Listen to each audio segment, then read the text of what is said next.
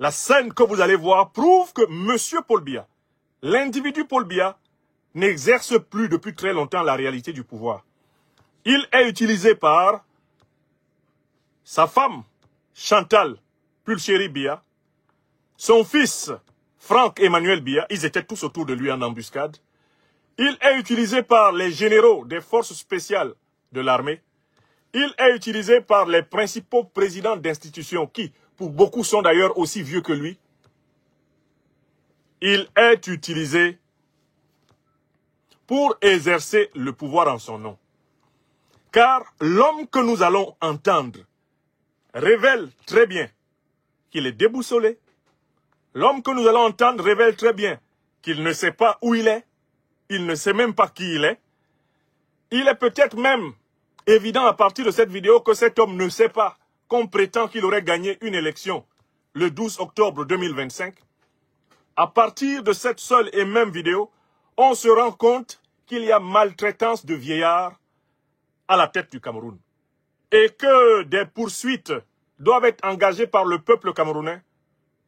Des poursuites doivent être engagées par la justice nationale et internationale contre tous ceux qui ont pris en otage ce vieillard et qui l'utilisent en réalité comme une marionnette pour exercer le pouvoir à travers lui. Je vous invite donc à m'accompagner dans le constat que Paul Biya, l'individu Paul Biya, n'exerce pas réellement le pouvoir. Il est utilisé par des gens qui en son nom l'exercent. Ce sont ces gens-là qui ont organisé la mascarade électorale de 2025. Ce sont ces gens-là qui prétendent gouverner sur hautes instructions du chef de l'État, à savoir son épouse, Chantal Pulchéry Biya, son fils Franck, son secrétaire général de la présidence, Ferdinand Gongo, son directeur de cabinet civil, Mvondo Ayolo.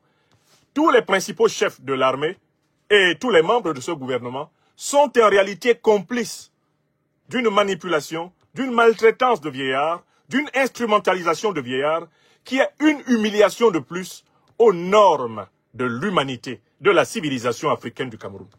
Ce qui rend nécessaire la conclusion que le peuple camerounais, comme un seul homme, doit chasser le régime de Paul Biya du pouvoir, d'autant plus que ce n'est même pas Paul Biya qui exerce la réalité du pouvoir, mais la bande de kleptocrates, de voleurs, qui progressivement a acquis un tel pouvoir qu'ils en sont venus à prendre en otage leur créateur et à l'utiliser comme une mascotte pour prendre en otage tout le pays.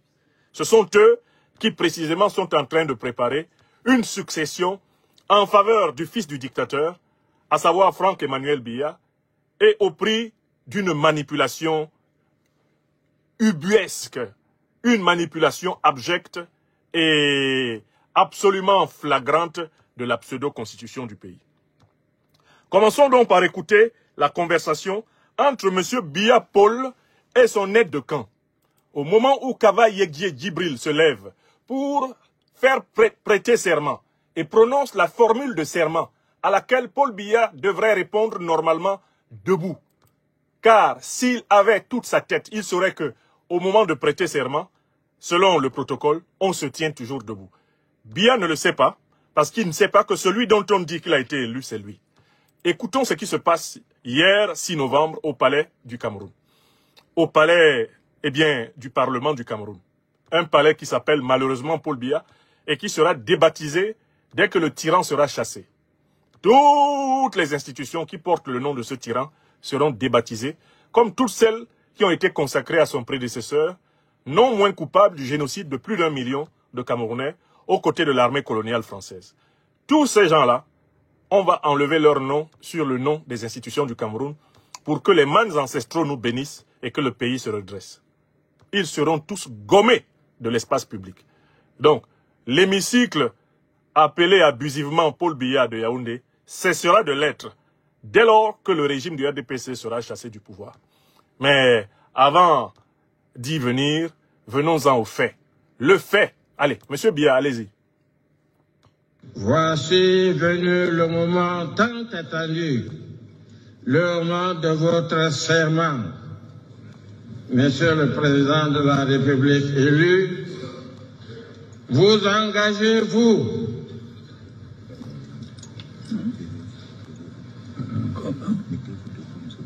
Mettez-vous debout, Monsieur le Président. Je dois me lever. Je dois me lever.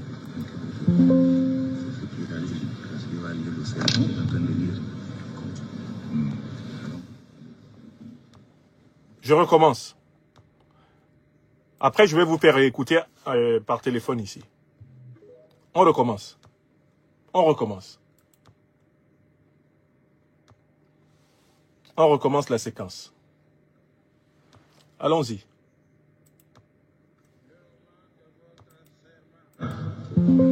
Monsieur le Président de la République élu, vous engagez-vous? Levez-vous. Comment? Mettez-vous debout. Maintenant, je dois me lever. Levez-vous. Il est en train de lire le serment. Levez-vous. Bon, je vous fais écouter une deuxième version de cette honte. De cette honte publique vécue par le peuple camerounais hier. Cette fois-ci avec ce petit téléphone en main. En espérant que vous entendiez. Monsieur le Président de la République élu, vous engagez-vous? Levez-vous. Comment? Mettez-vous debout. Maintenant, je dois me lever. Qui va lire le serment? Bon, je vous retranscris le discours et vous retrouverez la vidéo sur ma page Facebook pour pouvoir l'écouter dans des meilleures conditions d'écoute par vous-même. Mais nous avons relevé tout le contenu du dialogue. Voici le dialogue qui a été ébruité précisément et qui est en fond sonore du propos du président de l'Assemblée nationale en train de prononcer le serment. L'aide de camp dit ceci: levez-vous, levez-vous, mettez-vous debout, Monsieur le Président de la République. Paul Biya répond à son aide de camp. Comment? Comment? L'aide de camp dit: mettez-vous debout, Monsieur le Président de la République. Il est en train de lire le serment. Et Paul Biya répond encore à l'aide de camp. Maintenant, je dois me lever. L'aide de camp lui dit: oui, Monsieur le Président de la République, maintenant. Il est en train de lire le serment. Voilà les propos prononcés publiquement par Paul Biya et son aide de camp et qui ont été enregistrés par la grâce de nos ancêtres dans les micros de la République du Cameroun. Quelle est l'analyse honnête qu'il faut faire de ces propos? L'analyse honnête qu'il faut faire de ces propos, c'est que l'individu appelé Paul Biya, à un moment donné, ne savait plus ce qu'il faisait dans la salle de l'hémicycle du Parlement du Cameroun. L'individu nommé Paul Biya ne savait pas qu'il était en train d'assister à une cérémonie de prestation de serment d'un président de la République du Cameroun. Ça, c'est la deuxième information évidente. Troisième information évidente, l'individu nommé Paul Biya ne savait pas que le président de la République élu, dont parle à très haute voix le président de l'Assemblée nationale, Kavaï Yeguie Djibril, ce président-là, c'est lui, Paul Biya. Paul Biya pensait qu'on parlait de quelqu'un d'autre. Quatrième information évidente, Paul Biya ne sait pas précisément que c'est de lui qu'il est question. Voilà pourquoi il ne se lève pas. Puisque un Paul Biya, possédant ses facultés mentales, saurait que, et cela il est dans le protocole d'État depuis 1961, un Paul Biya, possédant ses facultés mentales, saurait se lever au bon moment pour prêter serment. Par ailleurs, n'oublions pas que l'homme a eu à l'origine une formation de juriste. Donc, il n'y a aucun doute qu'un Paul Biya, possédant toutes ses facultés mentales, n'aurait jamais dégamé. D'accord? Mais ce qui est intéressant ici, c'est de voir que Paul Biya est forcé. Il est littéralement forcé par l'aide de camp à se lever, sans avoir compris pourquoi il doit se lever. Il obéit à l'aide de camp parce que l'aide de camp insiste. Vous devez vous lever. Levez-vous. Il est en train de lire le serment. Alors, un certain nombre de gens malhonnêtes peuvent dire que ça s'est passé comme ça parce que Paul Biya a des problèmes d'oreille. Ce n'est pas vrai. Ce n'est pas un problème d'oreille. Quel que soit le degré de surdité de Paul Biya, il n'est pas entièrement sourd. Et Kavaï Yeguie Djibril s'exprime dans un micro qui est entendu au fond d'une salle de plus de 2000 personnes. Paul Biya, qui est à côté de lui, ne peut pas revendiquer sa surdité liée à son âge avancé comme argument. Paul Biya entend bel et bien Kava Yeguie Djibril parler, mais Paul Biya ne comprend pas que c'est de lui qu'on parle. Ceux qui tenteront de dire que c'est juste parce qu'il a des problèmes d'oreille sont des menteurs. Paul Biya a bel et bien entendu. La preuve qu'il a entendu, son aide de camp parlait à plus petite voix que Kava Yeguie Djibril. Mais Paul Biya était capable quand même d'entendre ce que son aide de camp lui disait. Levez-vous. Vous avez remarqué que l'aide de camp parlait à basse voix et que Kava Yeguie Djibril parlait à haute voix. Quelqu'un qui est capable d'entendre, quelqu'un qui lui parle à basse voix à l'oreille, n'est-il pas capable d'entendre quelqu'un dont la voix résonne dans un micro dans toute la salle? Il entendait, mais il ne comprenait pas. D'ailleurs, il obéit aveuglément à son aide de camp parce que son aide de camp, c'est lui qui s'occupe de son corps. Il lui obéit parce que c'est ce type-là qui dispose de lui. Et je vous inviterai à regarder la suite de la vidéo que je suis en train de commenter. Car quand Paul Biya se lève, l'autre sénile qui est à la tête de l'Assemblée nationale et qui n'est pas non plus maître de ses facultés mentales commence à déblatérer en faisant des considérations privées qui ne sont pas rédigées dans le protocole d'État. Ce qu'il faut savoir, c'est que la cérémonie de prestation de serment est entièrement écrite dans un document que lit le président de l'Assemblée nationale. Biya Paul même serait capable de savoir la phrase que doit prononcer le président de l'Assemblée nationale en suivant le rituel de la cérémonie. Tout est écrit d'avance. Or, même le vieux Kava Yeguie Djibril commence à radoter. Il va radoter plusieurs fois. D'abord, le stylo avec lequel il fait signer Paul Biya pour son serment, il dit qu'il tient à ce que Paul Biya garde ce stylo pour qu'on ne dise plus que c'est quelqu'un d'autre qui fait les nominations. Mais c'est un aveu. C'est un aveu au sommet de l'État qu'on sait très bien que ce n'est plus Biya qui exerce le pouvoir depuis très longtemps, mais la fameuse formule sur hautes instructions du chef de l'État. Mais on continue. Le même Kava Yeguie Djibril, lui-même en âge très avancé et en sénilité critique, continue à faire des blagues qui n'ont rien à faire dans une cérémonie de cette solennité. Il dit que maintenant, le président Biya va aller rejoindre son épouse, qu'il attend. Et il pointe l'épouse qui, bien sûr, est en embuscade en face. Au lieu de s'en tenir à cela, Kava Yeguie Djibril reste au micro pour déblatérer encore. Trop joyeux de la reconduction de leur gérontocratie, Kava Yeguie est en roue libre. Et là, il dit, tout le monde sait que je suis l'ami de Madame Paul Biya. Et quand Kava Yeguie prononce cette phrase, qui ne fait pas partie du protocole d'État, Paul Biya est debout devant lui. Il regarde Kava Yeguie Djibril, il l'entend, mais il ne le comprend pas non plus. C'est à ce moment, et je vous demande de regarder la suite, que le protocole d'État intervient pour demander à Kava Yeguie Djibril de ne plus parler. Vous verrez bien la scène. Le protocole vient auprès de Kava. Monsieur le Président, c'est bon. Le Président s'en va. Ne parlez plus. Ne parlez plus. C'est bon. On vient demander à Kava de la boucler. Parce que la scène est vraiment terrible. C'est un spectacle de vieillards complètement déboussolés, séniles, impotents, déphasés. Et on voit très bien qu'en fait, ces vieillards-là sont tous des otages de ceux qui sont autour d'eux et qui sont plus jeunes. Alors, quels sont ceux qui tiennent Biya en otage? C'est évident, sa femme. Parce qu'en réalité, derrière lui, c'est elle qui exerce les fonctions de président de la République. Puisqu'elle est celle qui contrôle son corps en permanence. Quels sont ceux qui exercent le pouvoir de Biya? Au nom de Biya, son fils. Et vous regardez la scène, vous voyez le fils aîné, son fils en tout cas, en embuscade, Franck, en train de surveiller la cérémonie de très près. Parce qu'il faut que ça se passe très bien pour que par la suite, je vais l'expliquer, on modifie la Constitution pour que lui soit président. Quels sont ceux qui manipulent Paul Biya et qui exercent le pouvoir pour lui, en son nom et contre lui d'ailleurs?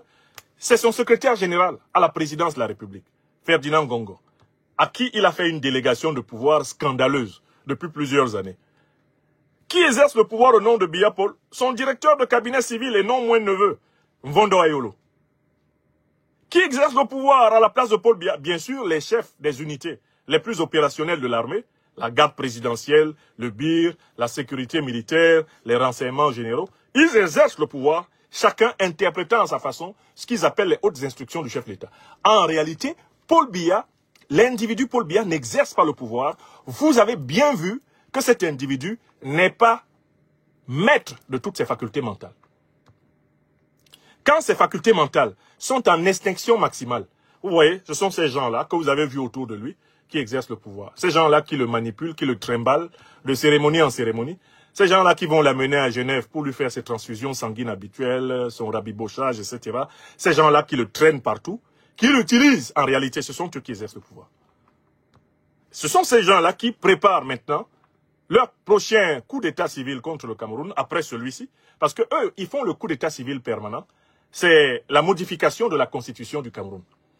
Ils veulent modifier la constitution du Cameroun pour créer des fonctions de vice-président de la République.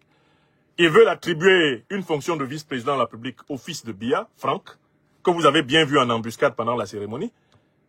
Ils veulent attribuer plusieurs postes de vice-président de la République pour donner l'impression d'une relève générationnelle. Un poste serait imputé à un ressortissant camerounais de la partie septentrionale, probablement deuxième vice-président de la République. Un autre poste serait imputé à un ressortissant de la partie anglophone de notre pays natal, donc un ressortissant des régions du sud-ouest ou du nord-ouest, ferait office de deuxième vice-président de la République. Et c'est ce que Paul Biya a appelé le souci pour la jeunesse. Quand il dit qu'il va consacrer le 8e mandat inconstitutionnel qui s'est octroyé, qui lui a été imposé en réalité par la bande de voyous qui l'entourent, ils veulent dire, et ils ont fait dire à Paul Biya qu'il va y avoir des changements constitutionnels permettant de baliser la confiscation du pouvoir, la monarchisation du pouvoir, la dynastisation du pouvoir. Il était très important que nous attirions l'attention du peuple camerounais sur ce fait flagrant. Ce n'est pas M. Biya en tant que tel qui exerce le pouvoir. Ceux qui exercent le pouvoir, ce sont les kleptocrates, c'est-à-dire les voleurs au pouvoir qui entourent Biya. Ils volent, ils ont volé avec lui, maintenant ils volent à travers lui, ils volent à travers son nom, ils volent en invoquant ses soi-disant hautes instructions. Le pays est donc désormais pris en otage par une oligarchie kleptocratique. Une poignée d'individus qui volent en utilisant le vieillard Biya.